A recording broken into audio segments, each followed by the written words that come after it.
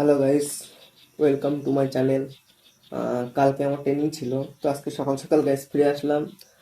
কালকে ট্রেনিং ছিল, ট্রেনিংয়ে যেটা বুঝলাম অ্যাকচুয়ালি আমার কাজ হলো, আমি হলো ওয়েলনেস কোচ।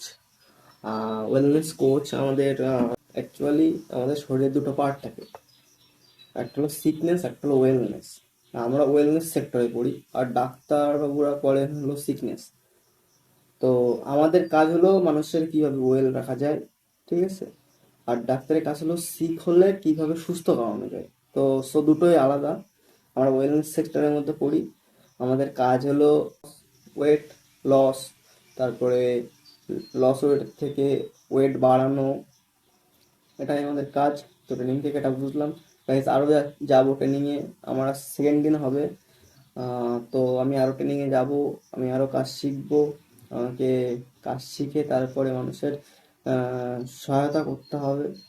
তো গাইস আজকের মতো ব্লগ এখানে শেষ। পরে দেখি কতটা ট্রেনিং করে কতটা কি জানতে পারি, সেটা তোমাদের সাথে শেয়ার করবো গাইস। আজকের মতো টাটা।